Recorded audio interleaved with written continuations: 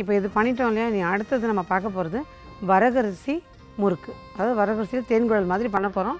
இந்த வரகரிசி முறுக்குக்கு என்ன தேவை, அதுக்கப்புறம் அது எப்படி பண்ணுறது அப்படிங்கிறத பார்க்கலாம். வரகரிசி 1 கப், உளுந்து 1/2 கப், 4 பச்சை மிளகாய் அரைத்து வடிகட்டிய தண்ணீர், நெய் 1 மேஜை கரண்டி, எள்ளு 2 டீஸ்பூன், உப்பு தேவையான அளவு, எண்ணெய் பொரிப்பதற்கு.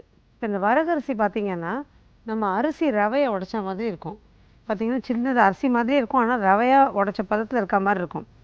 இது பரவலாக இப்போ நிறைய வர ஆரம்பிச்சிருக்கு சிறுதானியங்கள். அதாவது மில்லட்ஸுங்கிறதுலாம் இன்னும் நிறைய இப்போ வர ஆரம்பிச்சிருக்குது. உடம்புக்கு ரொம்ப நல்லது. அதில் ஒன்று தான் இன்றைக்கி நம்ம பண்ண போகிறோம் இந்த வரகரிசி முறுக்கு.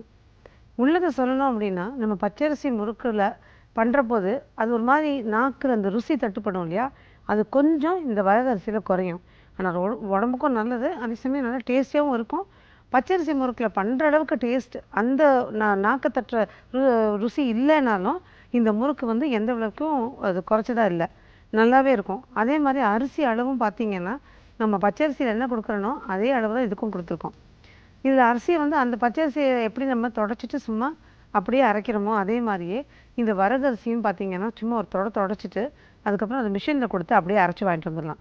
இதை கழுவி காய போட்டு பண்ணணும் அப்படிங்கிறது எதுவுமே தேவை கிடையாது.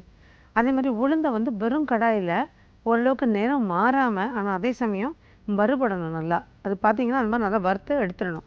அது ஒரு பக்கம் அந்த இதை சொல்லணும் அப்படின்னா, பொதுவாக அதாவது உளுந்தில் வந்து ஒரு லேசாக ஒரு மாய்ஸ்சர் இருக்கும், ஒரு ஈரப்பதம் இருக்கும். அதை நீங்கள் வறுக்க ஆரம்பிக்கும்போது கொஞ்சம் கரண்டியில் சுழற்றுறது கொஞ்சம் ஒரு மாதிரி கஷ்டமாக இருக்கும். அதாவது சுழற்றவே முடியாதபடி இல்லை, ஆனால் அந்த வேகம் வராது. அதே உங்களுக்கு நேரம் ஆக அந்த ஈரம் வத்த சுழண்டு கொடுத்து நீங்கள் வறுக்க வேகமாக வறுக்க வரும். அதனால் அந்த பதம் வரும்போது உங்களுக்கு எடுத்து இறக்கிடலாம். இது பழக்கம் இல்லை, இப்போ தான் நாங்கள் கிச்சனுக்குள்ளே நுழைஞ்சு இதெல்லாம் பண்ணுறோம், எங்களுக்கு அந்த பதம் தெரியாது மேடம் அப்படின்னு சொன்னீங்கன்னா அடுத்து இன்னொரு பதம் ஈஸி. இப்போ இந்த வறுபடுற உளுந்தை வந்து கையில் எடுத்து பார்த்திங்கன்னா உங்களால் அந்த சூடு பொறுக்க முடியாமல் வரும். அதை மொத்தத்தையும் கையில் கொட்டிக்க வேணாம், கொஞ்சமாக கையில் தொட்டு பிடிச்சி பார்த்திங்க அப்படின்னா சுருக்குன்னு ஒரு சூடு தட்டும். அந்த சூடு தட்டணும் டக்குன்னு நம்ம போட்டுருவோம், நமக்கு சூடு தாங்காது. அந்த பதத்தில் எடுத்திங்கன்னா உங்களுக்கு கரெக்டாக இருக்கும். இப்போ இது ரெண்டுத்தையும் ஒன்றாவே நல்லா கலந்துட்டு மிஷினில் கொடுத்து அரைக்கிறதுக்கு முன்னாடி இது எப்பவும் சொல்கிற மாதிரியே முதல்ல ஒரு 1/2 கப் அரிசியை கொடுத்து அரைச்சி மிஷினை க்ளீன் பண்ணி எடுத்துருங்க. அதுக்கப்புறமா இதை கொடுத்து நல்லா அரைச்சி வாங்கிட்டு வந்து சலிச்சிருங்க. நல்லா சலித்து கப்பி இல்லாமல் சலித்து எடுத்துக்கிட்டு அதுக்கப்புறமா நம்ம இந்த முறுக்கு சாதனமாக நம்ம பண்ணுற மாதிரி பண்ணலாம். இப்போ நான் ஏற்கனவே நல்லா அரைச்சேன்னா ரெண்டுத்தையும் தனித்தனியாக அரைச்சிருக்கேன். வரகரிசியை தனியாக அரைச்சிருக்கேன், உளுந்து வறுத்து தனியாக அரைச்சிருக்கேன். இப்போ இது ரெண்டுத்தையும் ஒன்றா கலந்துட போகிறோம். இப்போ நீங்கள் மாவாக அளந்துக்கிட்டாலும் 1க்கு பாதி, அந்த வரகரிசியும் உளுந்துமா அளந்துக்கிட்டாலும் 1க்கு பாதி. இப்போ இதே மாதிரி நம்ம அளந்து ரெடியாக கொண்டு வந்திருக்கேன், நல்லா ஜலிச்சு கொண்டு வந்திருக்கேன். இப்போ இது ஒரு பாத்திரத்தில் போட்டுக்கலாம். இந்த வரகரிசி மாவு சாதாரணமாக பார்க்கறதுக்கு பச்சரிசி மாவு மாதிரியே இருக்கும். அதுவும் அடுத்தது வறுத்து அரைச்ச உளுத்த மாவு. இப்போ எள்ளு கொஞ்சம், நெய்,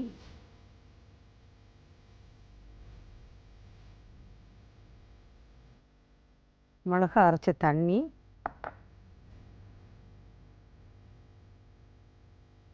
உப்பு. இப்போ நான் கொடுத்துருக்க அந்த 4 மிளகாயும் நீங்கள் 1 கப் மாவு எடுத்துக்கிட்டிங்கன்னா அதுக்கு சரியாக இருக்கும். மொத்தத்தில் நம்ம வந்து வரகரிசி 1 கப், 1/2 கப் உளுந்துன்னு சொல்லியிருக்கோம். அதுக்கு இந்த மிளகா கம்மியாக இருக்கும். 1 கப் மாவு நிறச்சி எடுத்துக்கிட்டிங்க அப்படின்னா, ரெண்டுத்தையும் கலந்த மாவு 1 கப் ஃபுல்லாக எடுத்துக்கிட்டிங்க அப்படின்னா அதுக்கு இந்த 4 மிளகா அரைச்ச தண்ணி உங்களுக்கு கரெக்டாக இருக்கும். கொஞ்சம் சுருக்கும் காரம் தெரியும், நல்லாயிருக்கும். டேஸ்ட் வந்து உங்களுக்கு நல்ல நாக்கில் தெரியும், அந்த காரம் அந்த மாதிரி இருக்கும். அதுக்கப்புறம் நீங்கள் கூட்டி குறைச்சி போட்டுக்கிறது அவரோட விருப்பத்தை சேர்ந்தது. இதில் வந்து நான் கலந்துக்கிறேன் நல்லா. கொஞ்சமாக தண்ணி ஊற்றி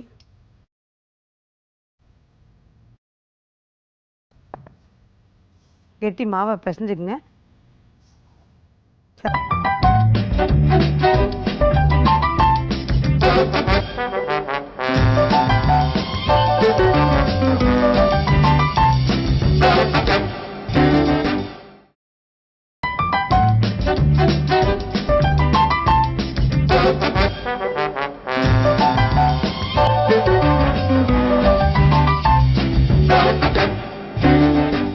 பார்த்திங்கன்னா மாவு பிசைஞ்சிட்டேன், எண்ணெய் கடாயில் காய போட்டு வச்சுருக்கிறேன். இப்போ பார்த்திங்கன்னா இது தேன்குழல் கட்டையில் தான் இன்றைக்கி நான் பண்ண போகிறேன். இதுதான் முறுக்குன்னு சிலர் சொல்கிறாங்க, சிலர் தேன்குழல் தான். பட் பரவாயில்ல, செட்டிநாடு பக்கம்லாம் பார்த்திங்கன்னா இதை நாங்கள் தேன்குழல்னு சொல்லுவோம், தேன்குழல் கட்டைன்னு சொல்லுவோம்.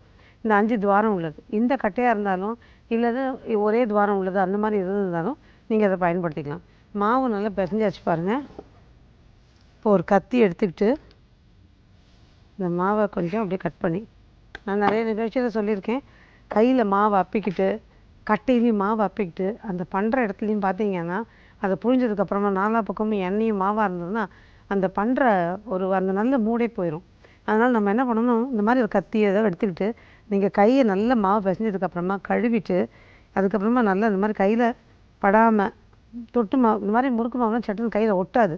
இந்த மாதிரி கத்தி எடுத்துக்கிட்டு வெட்டி வெட்டி எடுத்துகிட்டு பண்ணிங்கன்னா இந்த கட்டையும் சுத்தமாக இருக்கும், செய்கிற இடமும் சுத்தமாக இருக்கும்.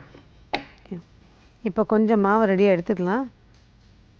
அப்படி நீள் உருண்டையாக உருட்டக்கூடாது, எந்த மாவையும் நீள் உருண்டையாக உருட்டி போட்டு பாருங்கள். பாருங்கள், இது போட்டோன்னா நல்லா எழும்பி வருது. இப்போ ஒரு கரண்டி கையில் வச்சுக்கோங்க. இது இன்னும் கொஞ்சம் ஈஸியாக இருக்கும் உங்களோட வேலையை செய்கிறதுக்கு. இப்படி லேசாக அப்படி ஒட்டிட்டு டக்கு டக்குன்னு அப்படி புழிஞ்சு விட்டிங்கன்னா நல்லா ஒரே மாதிரி முறுக்கு நல்லா விழும்.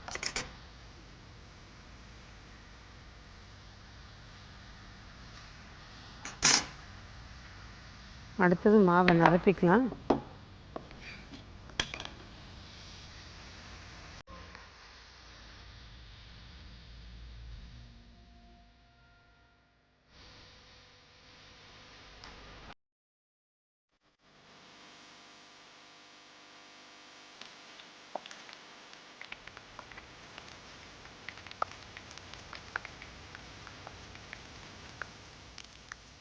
பார்த்திங்கன்னா நம்ம புழிஞ்ச 4 முறுக்கில் ஒன்று வெந்துருச்சு, சலசலப்பு இல்லாமல் இருக்குது பாருங்கள். அதை எடுத்துடலாம்.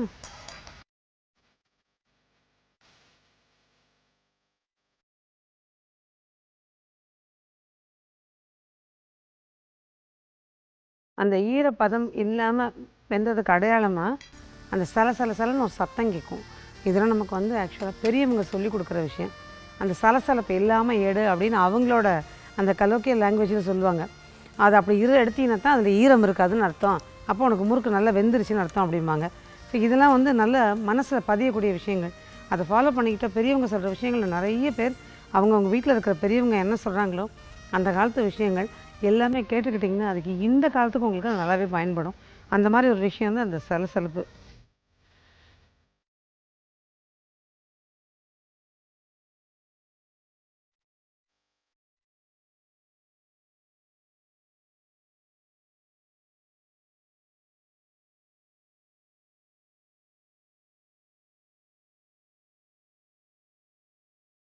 இப்போ பார்த்திங்கன்னா முறுக்கு புழிஞ்சு ரெடி பண்ணிட்டோம். இப்போ ஏற்கனவே நம்ம பண்ணி வச்சுருந்தோம் இல்லையா கவுனி அரிசி அல்வா, அதை கட் பண்ணுறதை பார்க்கலாம். பார்த்திங்கன்னா இந்த ஓரங்களை எப்படி ஈஸியாக கட் பண்ண வருது பாருங்கள், நல்லா ஆறி இருக்குது. இந்த ஓரத்தை உங்களுக்கு பக்காவாக வேணும்னா அந்த ஓரத்தை இந்த மாதிரி கட் பண்ணி எடுத்துருங்க.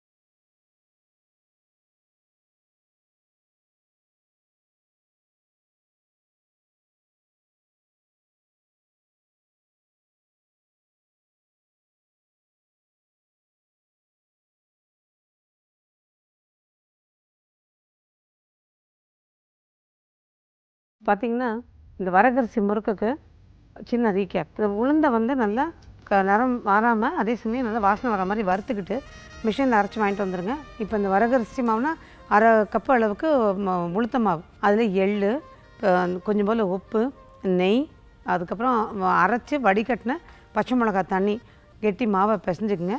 சின்ன சின்ன முறுக்குகளை ஒரு கரண்டியில் புழிஞ்சிட்டு எண்ணெயை காய வச்சு அதில் போட்டு நல்லா சலசலப்பு அடங்குற வரைக்கும் நல்லா ஈரம் போக பொரித்து நல்லா எடுத்து வச்சுருங்க. ஆறுனதும் டப்பாவில் போட்டு முடி வச்சுட்டு தேவையான போது பயன்படுத்திக்கலாம். இப்போ இந்த வரகரிசி முறுக்கும் கவுனி அரிசி அல்வா ரெண்டுமே நல்ல ஒரு ஸ்நாக்கு. அதுவும் லீவ் நாளில் குழந்தைங்களுக்கு ஏதாவது ஒன்று பண்ணி வைக்கணும்னு நினைக்கிறவங்களுக்கு இது ரொம்ப ஐடியலாக இருக்கும். உடம்புக்கும் வேறு நல்லது. ஏன்னா சிறுதானியத்தில் பண்ண இந்த முறுக்கு உடம்புக்கும் ரொம்ப நல்லது.